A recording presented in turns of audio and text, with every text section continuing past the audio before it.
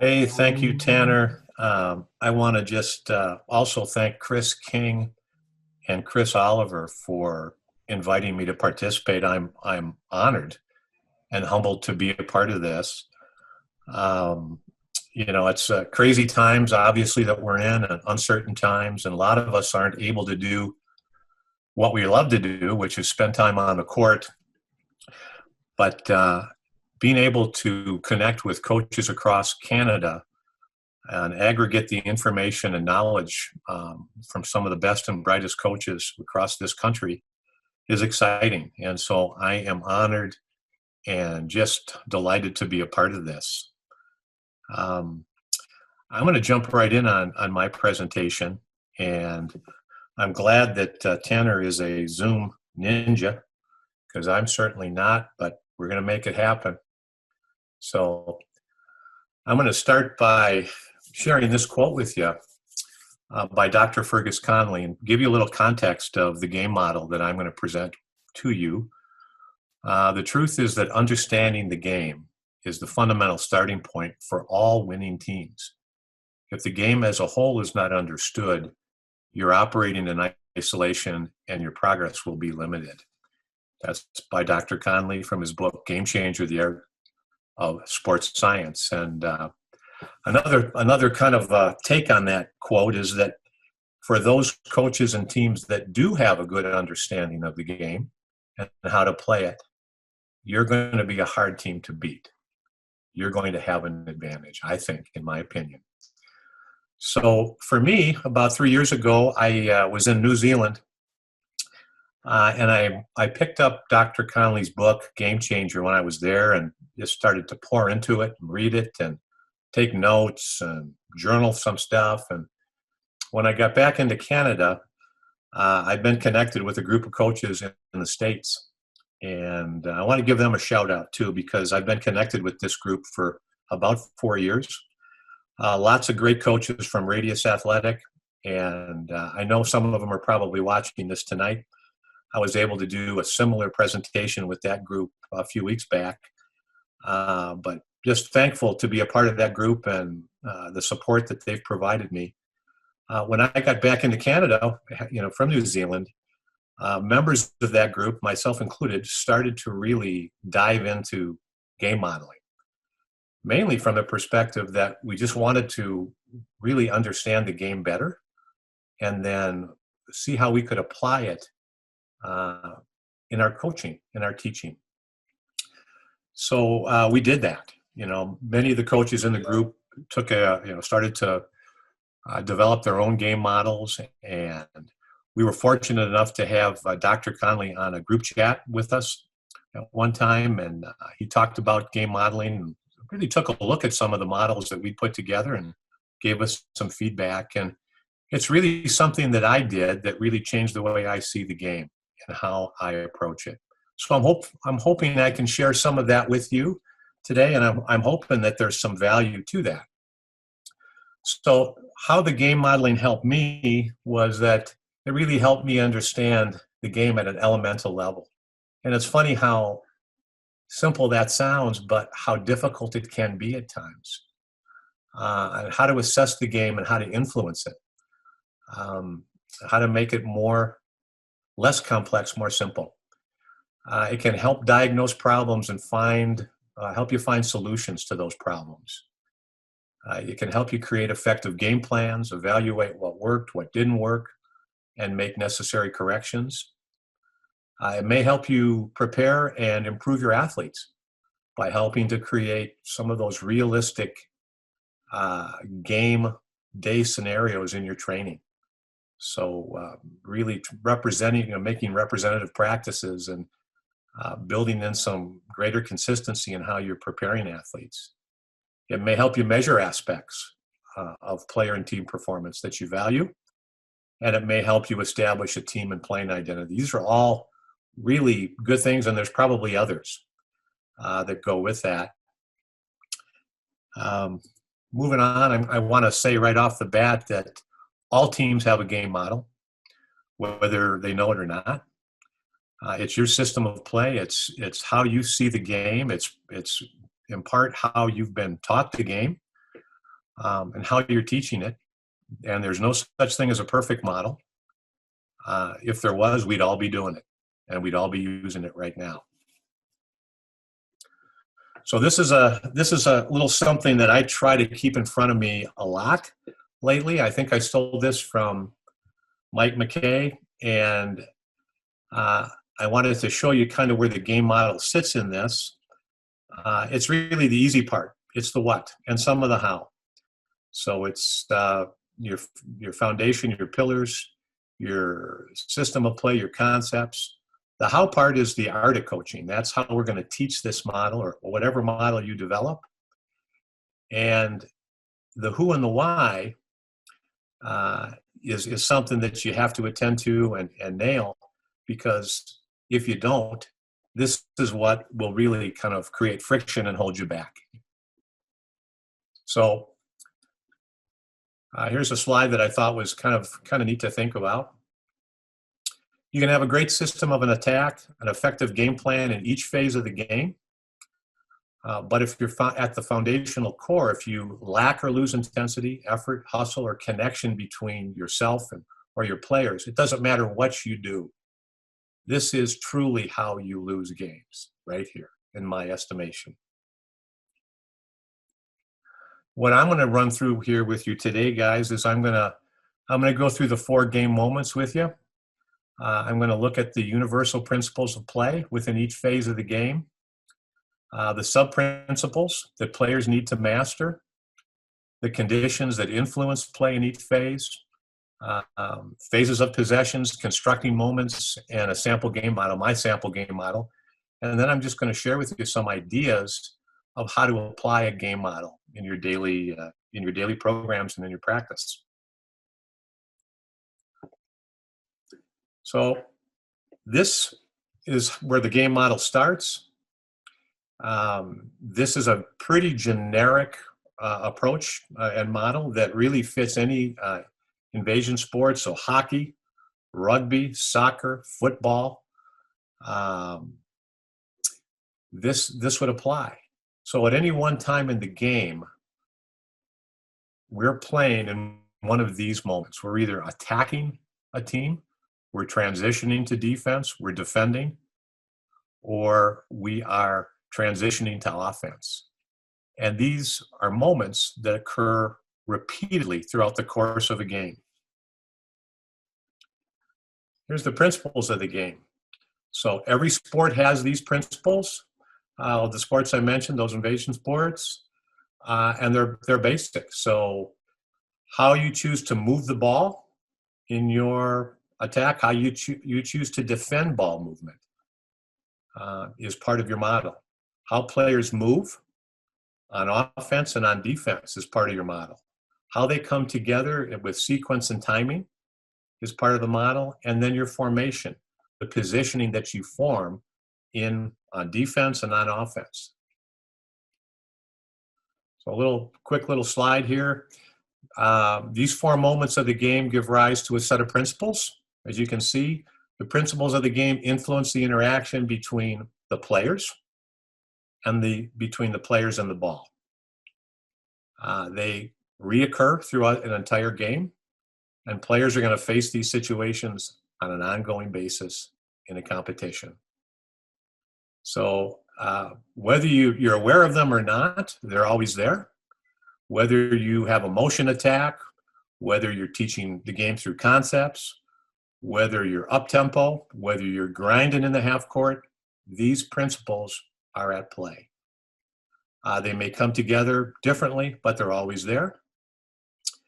And the principles can be subdivided into sub-principles. And this is a slide that sort of puts all this together.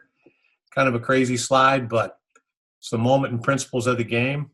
So if we look at the attack, for instance, our attack is going to have ball movement, player movement, positioning, and timing.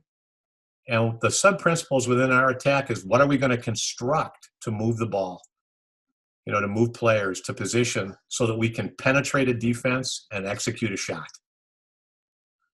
And there's sub-principles in each one of those phases of play.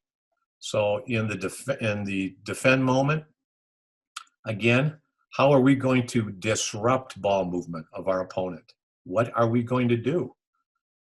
How are we going to terminate that offensive possession? What are we going to do to try to terminate it without them scoring? And how are we going to isolate players, offensive players, from one another in that possession? And the same thing holds true for the transition phases. So in the defense to attack and our offensive transition, we want to be able to move players, to space the floor, and then how are we going to move our ball, and how are we going to position our players to launch that transition attack? And the same thing there in our defensive transition.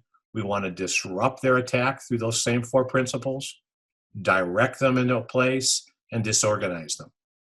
So these are the principles that are at work in a game model and really sort of come to play in your game plan. So this is a slide that we call constructing the moments and principles. It's kind of the what. And so I started here with our transition offense. And I've started there because that's typically where I start teaching the game. And what we want to do, and from a structural position formation place, is to create space quickly. We want to space the floor with width and depth, and we want to arrive well spaced. From a ball circulation perspective, we want to create and use ball speed. We want to move the ball up the floor quickly and directly with a pass or a dribble.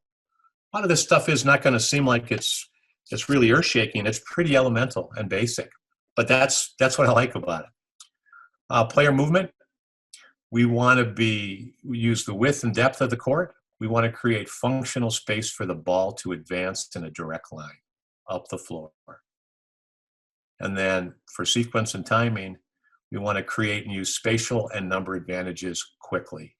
We want to beat a D down the floor and move into our half-court offense effectively and efficiently. So I put a little pull out there. Ball control without spatial awareness is of little value to a basketball player. So I teach a lot of kids from little guys right up to U19s, and this is one of the key things that I think, from my perspective, that I like to start with, is teaching them spatial awareness and how to create space and use it. And even with very new kids, unskilled kids, when they start to get their head around how to apply space, they just seem to play better. They seem to execute skills better. They have more time to see and to think. So this is a concept that I think is really important, especially with younger kids. So we're moving into our attack phase. And again, we want to maximize the functional space in which ball and players can move on the court. And if you're playing defense, you want to do just the opposite of that. You want to restrict the functional space on the court. With our ball circulation, you want the ball to move. We want to open up gaps. We want to spread and move the defense, and we want to limit pressure and play with pace. Player movement, we want to occupy the defense, create space at the rim. We want to penetrate gap space with the ball. We want to attack the rim, and then create multiple support options behind the ball. So these are just sort of how we're starting to build our game model here. Timing and sequence, we want to construct and run actions with timing to create and keep and extend an advantage. And really, this is a key one. And there's really only one time where a player can arrive and be ready to play. If he's early or if he's late, he's out of position, and it is of little value. So being on time and ready is important. So we're moving into our transition defense. Again, you can see here's our basically how we want to play there is we want to force attack and attackers into confined space. We want to reduce the functional space on the court, defend only 2/3 of the court at any one time, slow down the advance as the ball's moving, pressure the ball, manage the direction of the ball as it advances. We want to protect the rim with our player movement. We want to pressure the ball quickly We want to recognize quickly and organize to the ball side of the floor, because we only want to defend 2/3 of the court if we can. We want to beat the ball down the floor and defend spatial and numbers advantages and offensive rebound. So our final section here is really how we want to defend. And again, it's nothing new. We want to restrict the court. We want to shrink the attacking area of the court. We want to pressure the ball, defend the rim. We want to disrupt ball and player movement as best we can. We want to restrict and deny player movement to receive the ball. Cut off offensive players from teammates. Force attackers to become reactive. In other words, be there waiting for them. Limit how attackers connect with each other and the ball. So these are the moments that we're constructing here in our game model. This is just simply another graphic that shows how we do it. So with each one of these phases, I'm going to develop a game plan in each one of these phases of play based on these concepts and these elements. So there's really not too much new here. It's just a different way to present the information to you. This is sort of getting into a little bit more of what I do. Is so when we defend to attack, we're creating the conditions to move effectively into offense. So we want to create space, and we want to create it quickly. We want to get players and the ball into space as quickly as we can. We want to rebound, outlet, and push. We want to use the space and really increase it as the ball is advancing in a direct line. We want to have movement in both directions. So we want lateral and forward movement in our transition. And we want to create multiple attacking options in a variety of directions. So sometimes it's easy to kind of get stuck on one side of the floor, or you may have a tendency to play on the right side or the left side. And that, I think, is picked up oftentimes in a good scout. Movement. We want a space with width first, then depth. We run wide and long. Inbound the ball quickly, exploit a numbers advantage, score before the defense is set. We never want to fight the defense to start our offense, if at all possible. So that's kind of one of the things we want. We're moving into the attack moment, and again, I'm just putting in a different way some of our concepts. We want to construct getting open. Our players are going to need to be able to catch and receive a ball. We want to maximize the functional space and pace of play in our offensive attack moment. We want to create gap space, multiple support options for the ball with our positioning and our passing and cutting. We want to create spatial and numbers advantages with our ball circulation and player movement, and then manage and expand an advantage. Penetrate. We want to move the ball into scoring position as quickly as we can. We're going to penetrate gap space, help force rotations, create 2v1 situations, move the ball to an open player, and create big advantage opportunities for us to score. And then execution. This is kind of how we want to execute. We want to score at the rim or behind the arc or at the foul line. So we want to share the ball. We want to find open players when creating and using advantages, and provide multiple support options for the ball. Again, I'm just kind of running through. I know I'm going quick. The attack to defensive moment. This is the transition D moment. We want to disrupt, organize, and direct. And I've kind of explained that earlier. We want to slow the advance of the ball down as quickly as we can. We want to rebound, tag, and prevent straight line ball advances if we can. We want to defend the rim first, and everybody is sprinting back and pointing and talking. We want to organize our defense quickly, put immediate pressure on the ball, and protect the basket.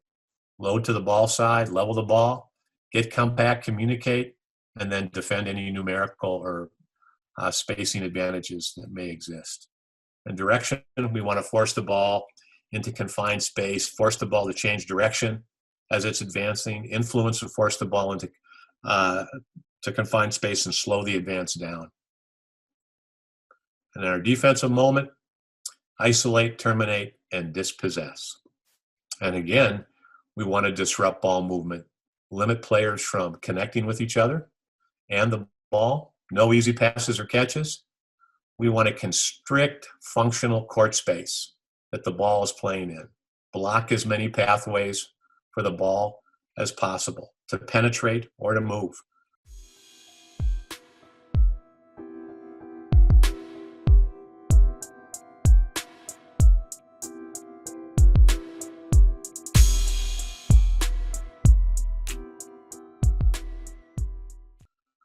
We want to apply pressure to each attacker and limit passing options, defend spatial and numbers advantages, and isolate players and limit support available to them. Those are sort of the principles that we're trying to put in place. I put this slide in. It's something that I think you have to keep in mind and it's it really for a couple of reasons. One is that whoever has the ball, typically they're in one of these phases of a possession. They either have a big advantage, which is kind of what we want all the time, but what we don't often have, we have to create that. They may have a small advantage. They may be matched or neutral, or they may be disadvantaged. Or we could have a loose ball, 50-50 ball. So I put this slide up there to really as a way of just saying there's another layer here. And then, connecting drills and how we teach the game within these different phases of each possession and ensuring that it's done in a way that's game-like, it represents the game, it's transferable, and it's competitive is really the art of coaching the game. So here's a couple slides just giving some examples. I'm sure most people would be aware of this. The slide on the far left is a neutral slide. The defense is set. The offense is in front of the defense. No one has an advantage, a space or a numbers advantage. So on offense in that situation, we need to create something. We're going to need to create a small advantage. So a disadvantaged situation may be for the offense. An offensive player may be trapped. He may be losing vision. And in that situation, the ball is disadvantaged. So the offense is going to try to get back to a neutral or a small advantage situation. Small advantage here is the slide here is where we've created that in a drill just to demonstrate it here is we're attacking off a shoulder. We've beaten a man. We're drawing a second defender and moving the ball to an open teammate. That could be a big advantage shot for us, but we're creating it with a small advantage. And then a big advantage is we have a numbers advantage. We have 4 to their 3, and we want to use that advantage as quickly as we can. So I put that slide in there as a way to really show you, some of the types of drills and maybe small-sided games that you'd want to use to create drill starts out of those scenarios and situations, and ways to train those situations in practice. So we're making some headway. We're moving into my game plan, and there's some common elements to a game plan. And the first one is a goal or goals. What is your goal within your game plan in your phase of play? What are your objectives? Your game plan is going to have a structure or a formation attached to it, a strategy, which is an action plan to achieve a result, and then a tactics. Those are the actions you're going to execute within the game plan. So we're going to sort of get into a little bit of that right now. I'm wondering, you want to stop? I know I'm going quite fast, but. No, Tim, I think you're doing well. One of the things that came up as we were going through this, I guess just maybe briefly, how do you teach spatial awareness? I know you spoke on that previously. Well, I mean, we start to do it right from the get-go. I mean, we do it through, setting up some drills where we ask a lot of questions. We may set up a situation where, we're teaching players to go wide. Depends on their age, to go wide first and then deep, and then putting some defenders on and then talking to those kids about what it's like to play in both of those situations. That's one way. To give them space, to level in less space as we go in our drills is another way. That's great. That's great. Thanks, Tim. Okay. So here's a slide I put in there, and I know it says, as a coach, when you say no, that's not the style of play that we want or the system of play that we want in a phase of play or a moment. You're basically saying no to an option. But when you say yes, this is how we want to play, you're saying no to every other option. So no is a choice, and yes is a responsibility. So I'm taking you right into our game plan here on transition offense. Our goal is to move the ball into effective scoring position quickly. And we'd like to score quickly here if we can. Our objectives is to off-ball players get to the nearest sideline in 0.2 seconds. We want to advance the ball quickly up the floor, 0.5 seconds or less. We want to look to create scoring opportunities before the defense is set. We want to generate, manage, and extend advantages and arrive well organized. Those are our objectives. And I know for me that, I found that really those objectives, the more I can kind of quantify them and measure them, the better. And that's something that I've been working at and trying to improve on. Our structure in our transition is we play a 5-out system. So we don't have a rim runner. We go wide, usually 2-sided, and we have non-traditional spacing. Our off-ball players go wide first, then deep. Our first steps are to the sidelines. We want to fill the corners first. On a make, we assign an inbounder. On a rebound, we like to push. And then whoever rebounds, if they can push, we're pushing and just going wide. We're sideline sprinters on makes, nearest sidelines on misses. We're trying to get there quickly. We want to play with good ball speed, our strategy. Off-ball players fill the nearest sideline. And we don't care if we're off balance when we arrive. If we have 3 on the side, that's fine. That's just our game plan. We want to advance the ball quickly. We want to stay in constant attack mode. Look to use advantages early. If defense is set, then move them early. So again, we don't want to, if we can help it, attack a waiting defense. We want to move that defense early. So our tactics, and with our tactics, I've tried to use as many if-then kind of scenarios. So if open ahead, then hit ahead. And that's how we teach it. If there's a player open ahead of you, hit him, pass it. If we have an early advantage, then use it. If a teammate is open, pass the ball. If the corners are open, then fill them. Keep the floor spaced, corners and slots. If no early advantage, then move directly into sequenced action, and then we move directly into our half-court offense. So really, our transition is setting the rhythm of our play. And as I said before, in our attack, how I like to play is we never want to fight the defense to start our offense. As much as we possibly can, we want to pass it ahead or pass it across against the waiting defense and let the defense be wrong. So again, here's just some of the other points in our attack. We want to space the court with width first, then depth, and then arrive well spaced. We want to attack the rim with our eyes. We want to see before we do. We want to scan the rim early.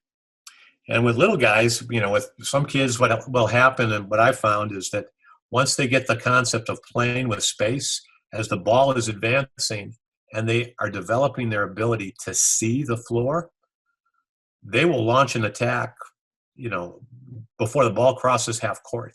They'll see that the rim is open and they will get into an attack as the ball is advancing because there's nobody at the rim and that the rim may be open.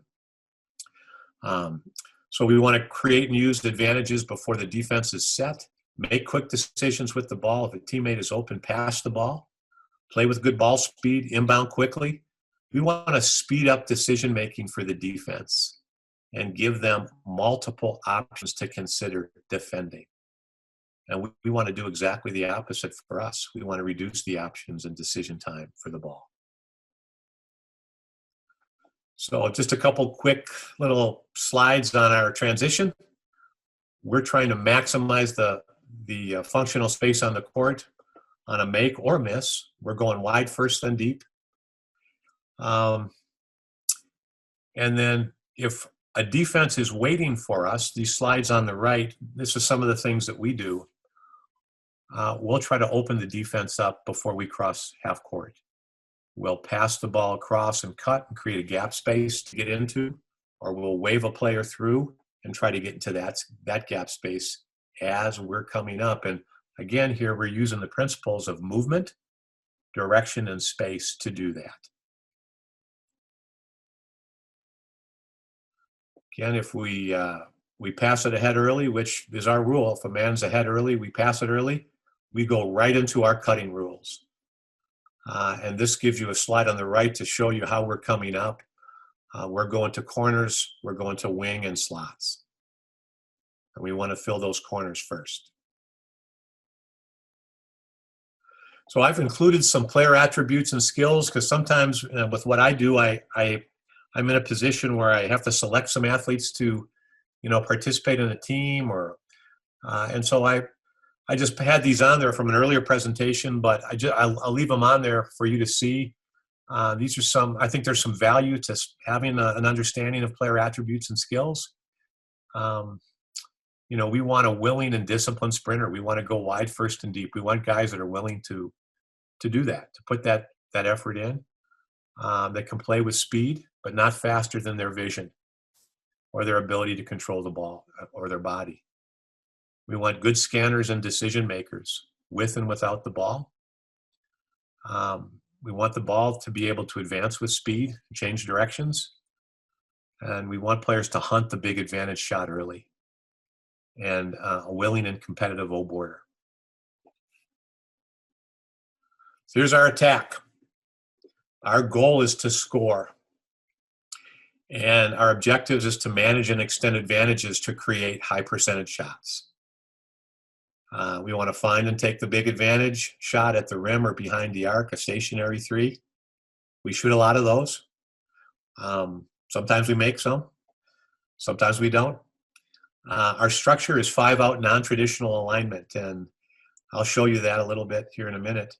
Our corners, wings, and slots are filled. Slots or corners are filled behind any lane attack into the key. Our strategy is to play with maximum space. And we have a rule that says nothing stops the ball from moving, especially the person with the ball.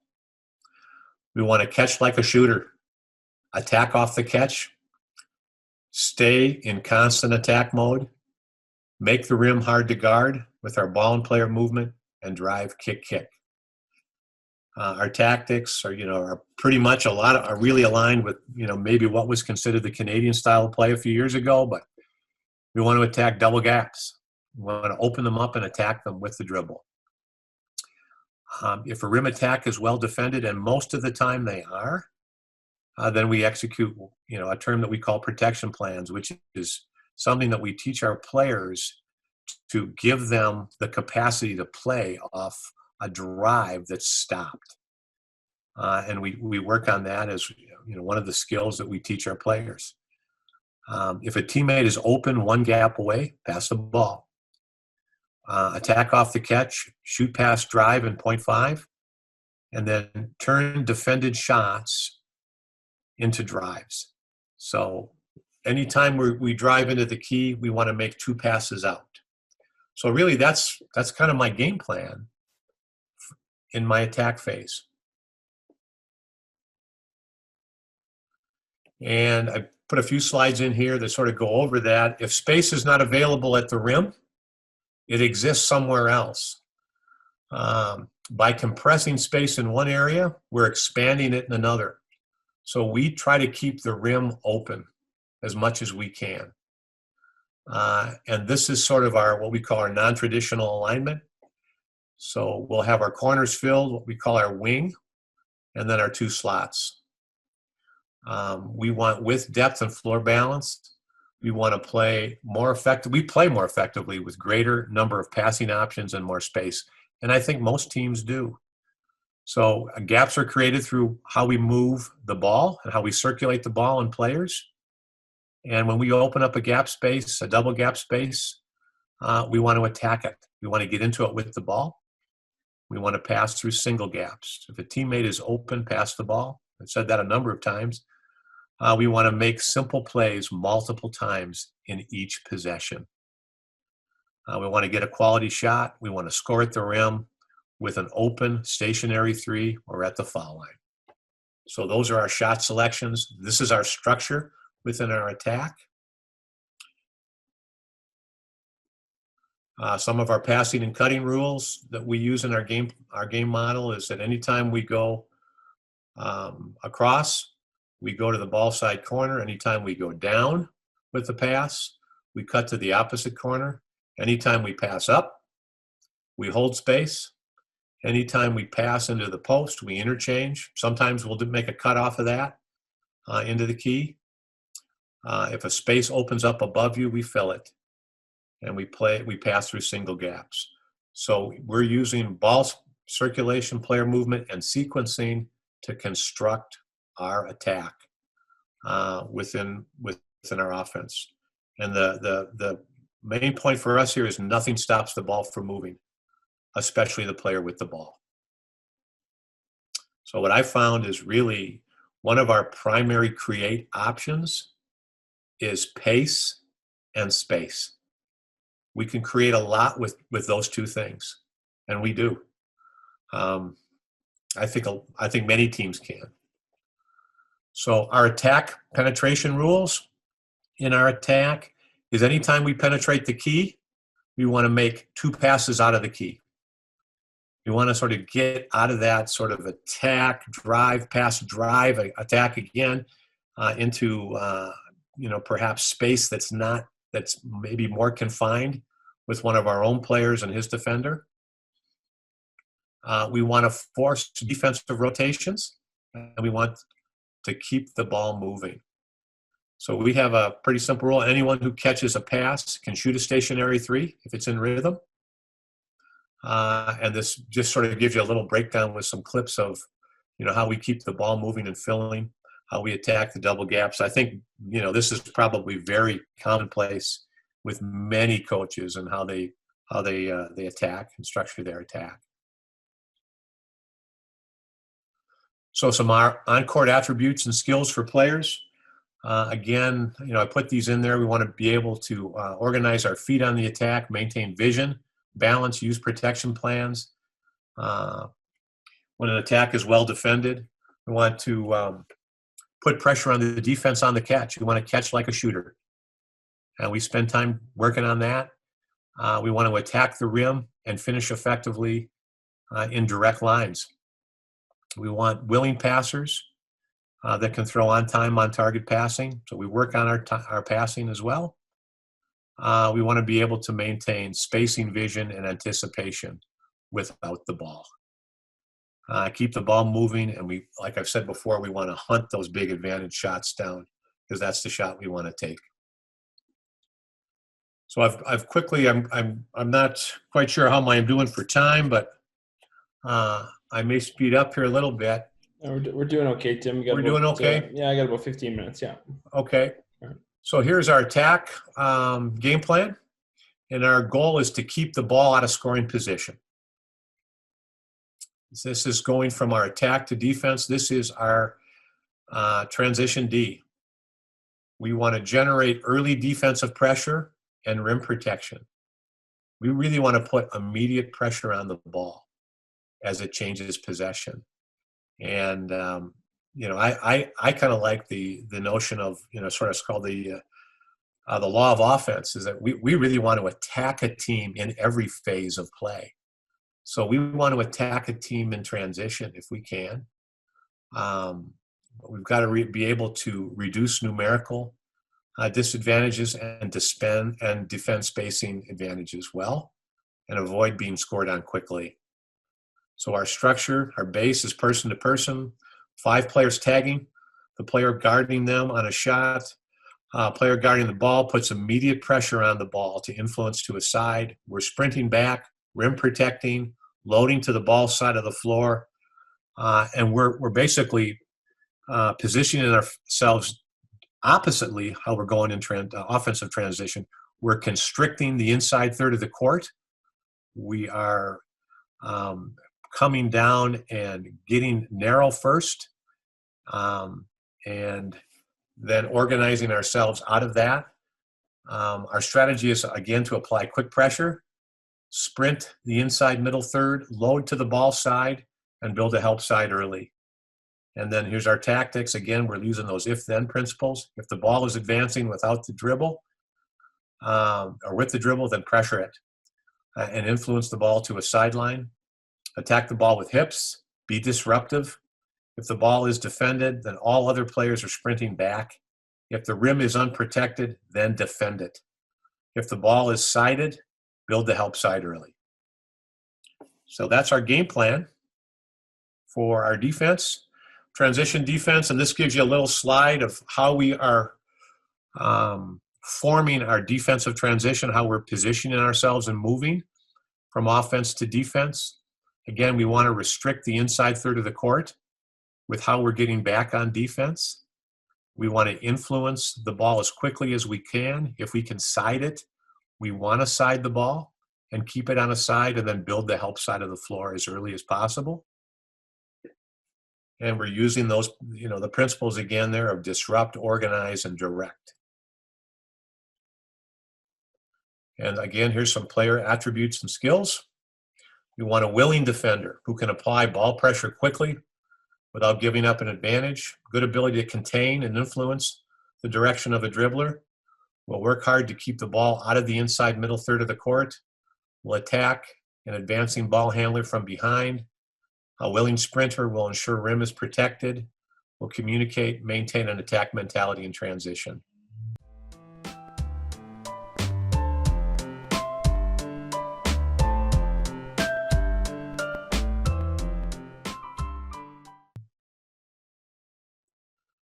And then our final moment here is our game plan is in our defense, how we want to defend. And again, our goal is to prevent the team from scoring on us.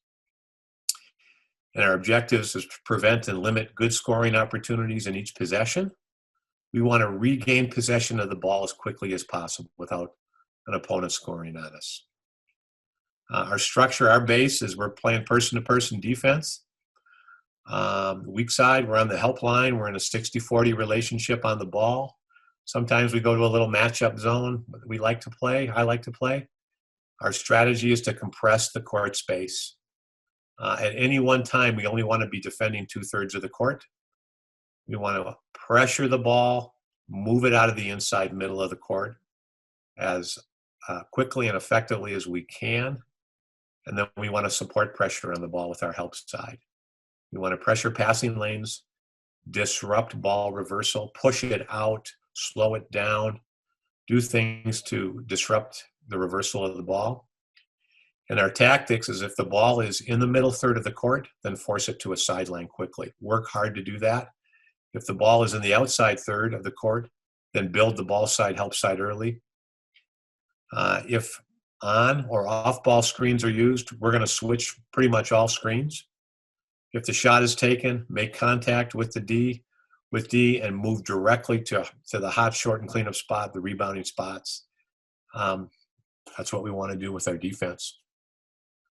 So this has just really been a quick run through our game model. And here's our on-court player attributes for skills with our defense. And again, I put these on. Sometimes it's good to have these because we can go back and kind of look at them and kind of assess where we're at with them, where our players are at with them, and how we might use these to, help our players improve. I'm going to go right ahead here and just, so kind of how my perspective on how the game is trending, and, it's fast-paced for sure. It's advantage-based, individual offense versus collective defense. Initial advantages are often created through one-on-one 2v2s and extended thereafter. It's perimeter focused, and I'd say rim and perimeter focused. Concepts versus continuity, although there's some continuity in what we run. Reads versus patterns, how to play versus plays. And I really think that all of our players need to work on dribble penetration skills and extending range shooting capacity. It's kind of how I see the game is being played right now. Now, the slides I have coming up are just some things I put in there that just ideas for some things that I've used to help kind of evaluate how we're playing or how we can apply a game model in different ways. And I'm sure there's probably many other ideas for doing this, but these are a few that I've come up with. And, as a coach, as a player, as a team, you can use a card like this to really look at your strategy and tactical adjustments in the 4 phases of play. So what are we doing well as a team in each one of these phases? And it's, oftentimes something really good to ask a player. Ask your assistant coaches or your other coaches, your co-coaches. What do we need to maintain? What do we need to keep doing within these phases of play? What do we need to improve?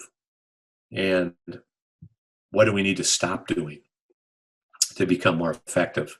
So I've used this card before to just sort of help me formulate some thoughts and ideas, to get some feedback from others, from players, from coaches alike. And again, these are just ideas that I put in there, and it may be kind of hard to read some of these, but again, some ideas that you might want to consider that you could try is, begin with the end in mind. And I think a game model gives you some of that. If you can start your season by modeling to your players how it is you want them to play in each phase of the game to start with, you're starting to, I think, help them understand the game. And it may be, using some footage from the previous year or a good team, or maybe another team that's playing in a similar way. But you can show them how you want your game to look in those phases, both the process and the product. And then I think as you go as a coach, you can then show them different clips of where you're at as time goes on, at different intervals. This is how we started, at week 2, and here we are here at week 6, in this phase of our play. And it's a good way to kind of model a pathway to your players. And I like that idea. I mentioned to you before is define measurable and manageable objectives in your phases of play in advance. I for one, oftentimes when I approach sort of a practice plan, I'll start with an area of focus. Okay, we're going to work, for instance, in transition, on transition offense today. So I've identified the area. I'll think about the drills, the time slot that I have to use those drills, and then, design the drills and then go to practice. But I think there's some advantages to thinking about measuring first, defining specifically what you want your players to do in each phase of the game. These would be actionable objectives. So we want to begin practicing the outcomes we want to achieve as early as possible. We want to start in the way that allows our coaches and our players to be held accountable without judging them. But another benefit of starting with measurable objectives is that it helps you run drills in practice that exactly connect to the same objective that you want to have them in a game. So I think there's some value to thinking that. So, if we want to get to the nearest sideline within 2 or 3 seconds, that's a measurable objective. Or we want to create an advantage early in a possession. I might want to think about how I can define a measure within that objective. Just something to think about.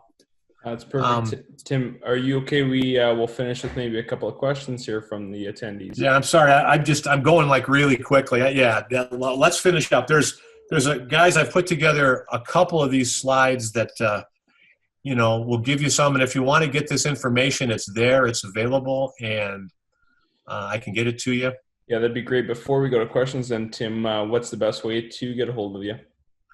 Well, I put my contact information there on the last slide, right here. So you can hit me on my email or Twitter.